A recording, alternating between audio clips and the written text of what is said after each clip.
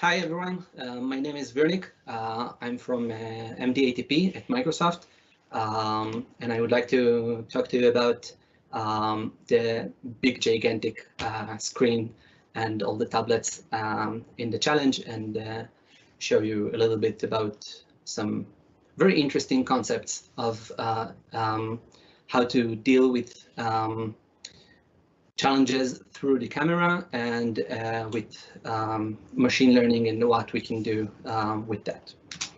So the agenda for this talk is to tell you a little bit about the setup of the challenge for those of you who didn't attend or don't remember. Then I would like to show you how to solve the challenge better than any team in the conference, although there are some teams that got pretty close to solve it, but I want to show you how to build it from scratch. And then I would like to show you how you could improve the solution significantly if you just have a little bit more time. So let's begin. So on the big screens, there were a camera showing in a live stream all of your faces with a gigantic zoom and irritating zoom on your face. But some of you got a tiny, delicate green square around their faces instead of the red ones. Those are the ones who got registered, and I will show you in a minute how to do that. But as you can see in the middle, this is my face. If you can't recognize, my face were blurred. And this is the goal of this challenge, to get your face blurred when you are standing in front of the big screen. So let's see how can we do that. In the walls around the big screens, there were tablets, registration stations that you can stand in front of them and start the registration process. It looked just like that. You stand, it scans your face, and then it asks you to scan your QR, which you have on your badge. Once you do that and you click approve, you got a menu. On this menu, you have 3 buttons. I will start from the end of this list. The About button shows you a QR that redirects you to the source code of this challenge. So everything you need to know about this challenge, all the source code is available for you, and you can even check out and execute it on your laptop. The second button, the red one, is the Forget Me button, which will erase your registration, so you will be able to re-register from scratch if you would like. And the third button, the Stats for Nerds, show you some stats. If we will click on that, we'll see something like that. Here you can see that we have some stats, and we have a list of 6 secret agents and some weird number, pretty low number, close to 0, that shows a match, which we don't know yet what it stands for. But we are seeing names that we are familiar with, for example, James Bond. So we can just Google an image of James Bond and show it to the camera and try to register with that. Let's give it a shot.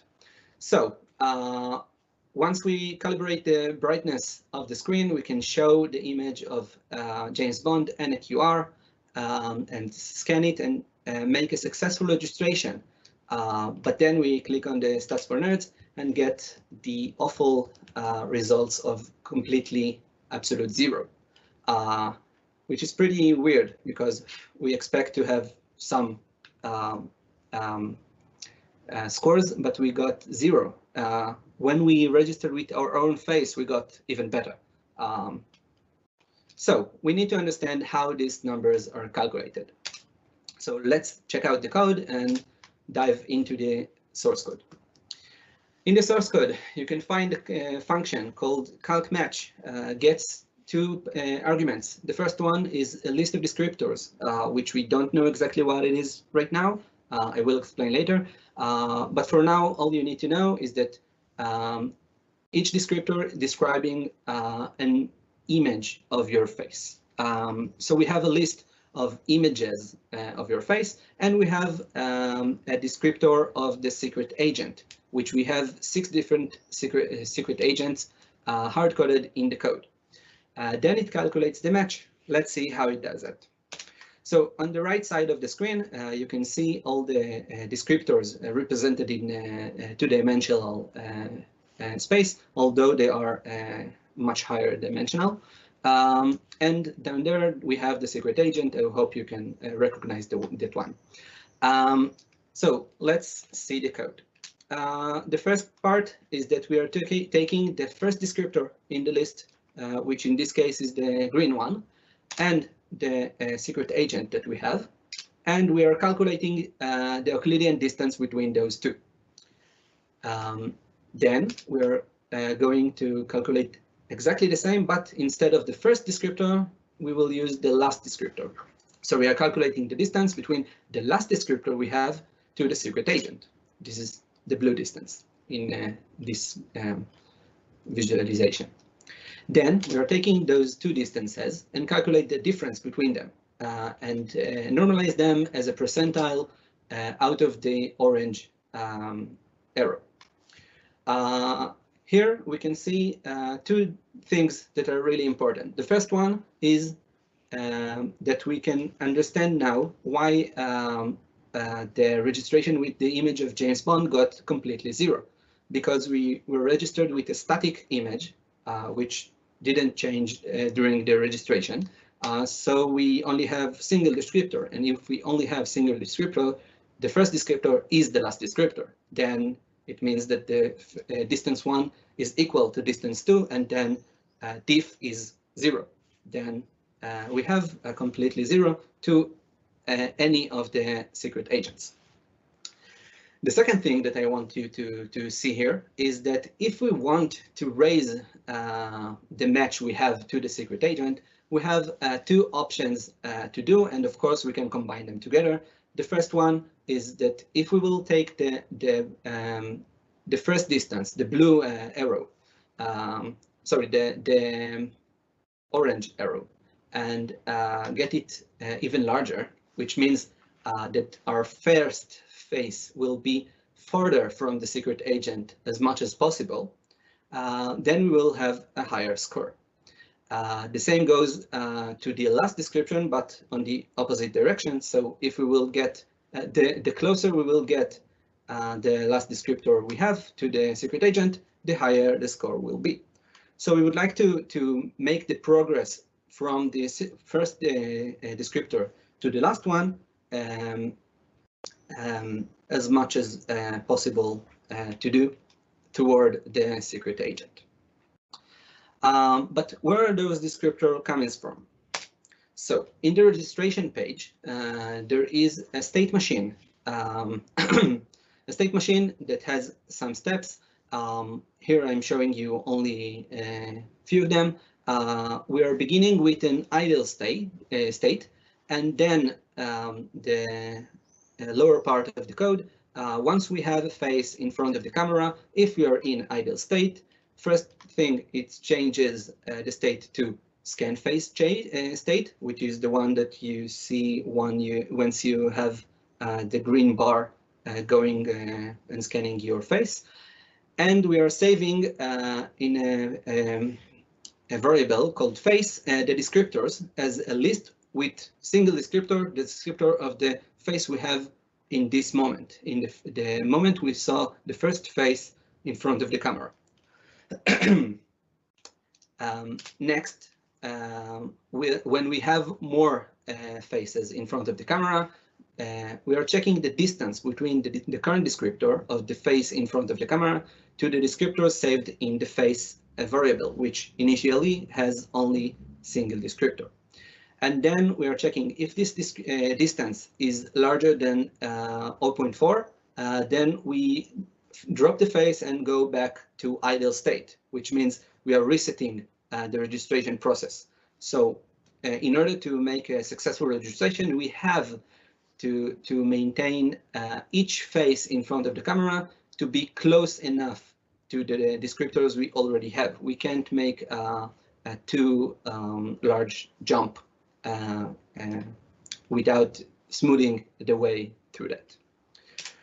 The second part that is interesting in the registration machine state, the state machine, is that each time we have a face that the distance is larger than 0.3, we are adding the current descriptor to the list of descriptors. So this is how the list of descriptors got even bigger. So anytime we will have a face, this is the first face, we will add it to the descriptor list because this is the initialization of this list. Then we will have another face which meet the criteria of the minimal distance. Then we will save that face.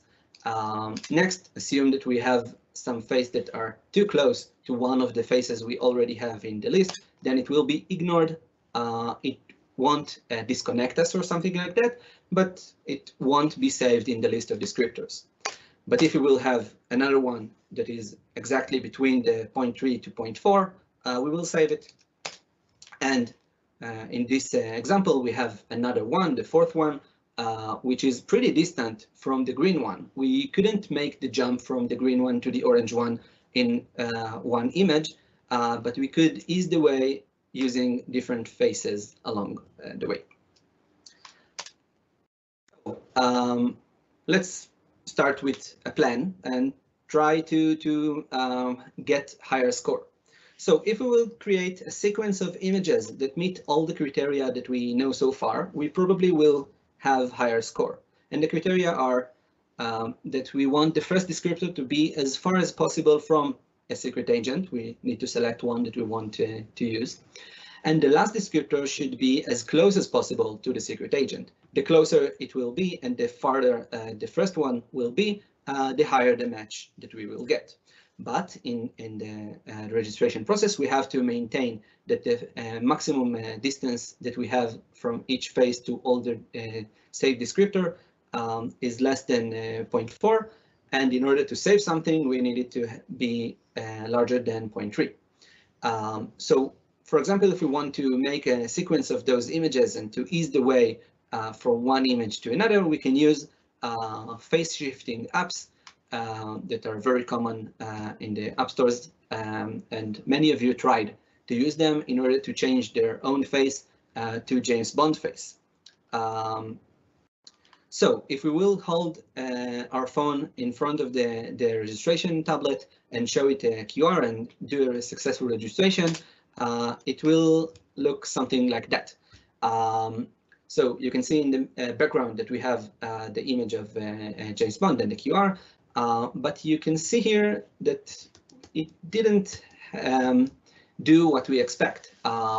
James Bond got negative score, which is much lower than the other that we have.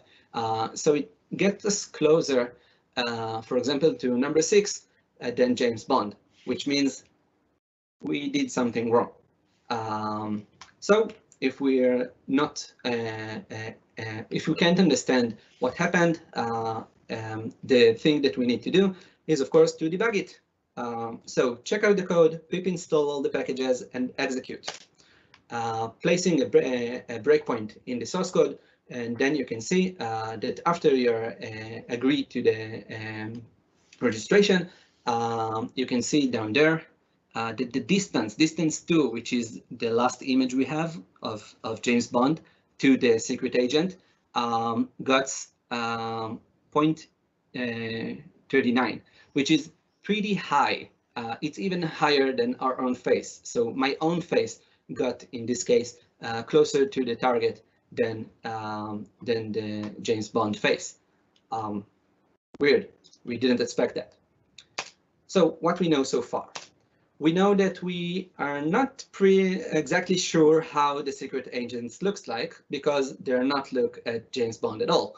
And we know that we only care about making progress toward a secret agent. We don't care about being exactly like the secret agent. We just care about the progress that we are making. So all we need to do is to find an image that looks like one of the agents. So let's see how can we address that, okay? Where are those descriptors coming from? In this challenge, we used Face API.js, which is an open source library that has its own machine learning in real time. You saw the performance in the conference. That in general, it takes an image of face as an input to the machine learning, and the output is an array of floats describing that face. This concept might look for you similar to something very common in security, hash functions. So we can imagine that we have some input, in this case, password, going into a hash function that's summarized in some way that we don't really know exactly the details of, and results in an array of bytes that represent the original input.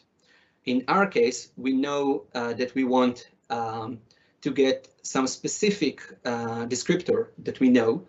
So given a descriptor that we have, we need to figure out which face can we show to the camera in order to get descriptor that equals or even just close to that, descriptor.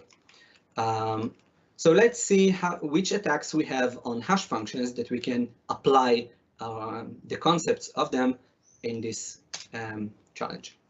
So we can reverse the hash function or the ML function here and calculate the absolutely reverse function.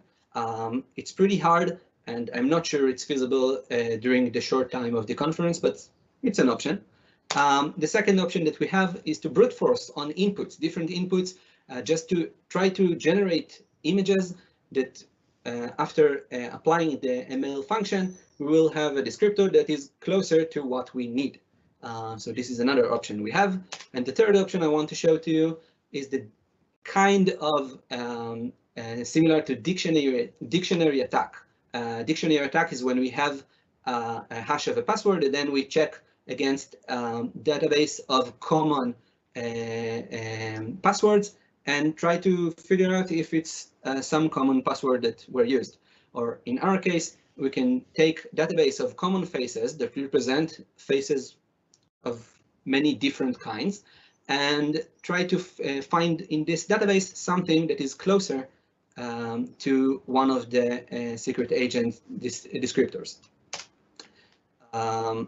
So for example, if we will do that with LFW, which is a standard database of faces, and use Face API in order to calculate the descriptor, and then to calculate the distance between that descriptor to the secret agent descriptor, we will get some images that are pretty close. In this case, on this database, we can find that the image you can see to the right is very similar to Johnny English. I hope you can see that it has nothing to do with Johnny English, but the distance we have here is 0.43, which is pretty close, enough to make huge progress and get high score. So our new plan: find the most similar image in the database and transform our face to the one we found and make a successful registration. Then, assuming our face, for example, has 0.75 distance to the secret agent, and this image has 0.43, then we will have 42% progress, which is amazing because it's bigger than anything that anyone got during the conference. Okay, but can we do any better? Of course we can. We can use the same technique not only for getting closer image, but to get something that is far from that, and then start with an image that is pretty far from the secret agent that we want, transform to our face, and then from our face to the closer one that we found. It will look something like that. I illustrate with those two images only, but in general, you can do that with your face in the middle. And if you will register with those faces, you will get a high score. How high? this high. You can see here 63%, which is an amazing result. So have we done? Not at all. The problem is that if we will stand in front of the big camera, it won't recognize us at all. Why is that? So we need to dig into the code of the index HTML, which is the page showed on the big screens. If we debug it a little bit and try to understand what we have there, we can see that the total distance that is calculated here is different from the calculation we have in the registration page. Here it calculates the average distance between our actual face to all the registered descriptor of our user. And then it checks if it's less than 0.45. If it is, it will recognize us, but it won't work for us. Let's see why. So assuming those are the registered descriptor, although we probably will have more than 3, I'm simplifying it. And this is our own face, which is pretty close to the descriptor we have of our own face. So assuming this is the distance between our actual face to the registered descriptor, and this is the distance we have from our face to the images we found. If we will calculate the average, we will see it's 0.5, which is too high in order to be recognized. So we can't claim to win this challenge in this case. What can we do? We can add some more images closer to our face that are enough to be registered, which means more than 0.3 from the registered descriptors, but they're not too far from our face, which will reduce the average distance in this example to 0.42, and then we will be able to stand in front of the big screen and be recognized. And not just recognized, we will still have the first and last descriptor that we found in those images, which means we will have 63 points of score, which means our face will be blurred, which is an amazing result. This solves the problem, the challenge. But of course, can we do any better than that? Yes, of course we can, because I told you in the agenda, of course. So what we can do, if we will make, we'll be able to make the images that we found even closer to the secret agent, we will improve the progress that we are making. We can do that by applying concepts of adversarial machine learning. I want to show to you an example of what is an adversarial machine learning in general, and then how we can apply it to our challenge. So in general, this example taken from the documentation of TensorFlow, which you can find actually with 3 lines of code in Python that will implement everything that I'm showing to you. So assuming we have an image of Labrador Retriever, and the machine learning knows it's a Labrador. And we calculate and crafting a specific noise that if we will apply on top of this image, we will make the machine learning think it's something completely else. And depends on what we want the machine learning to think, we will calculate the noise accordingly. So if we will apply this noise to this image in a very tiny amount, most of you will not be able even to distinguish between those 2 images, but for machine learning, this is not a Labrador anymore, it's something else. And if we will apply the same noise even more than that, it's okay, the machine learning thought it's a towel, and I can see why. And if we will apply it even more, it looks like brain coral, which is pretty weird image to train your machine learning to detect, but anyway, it works.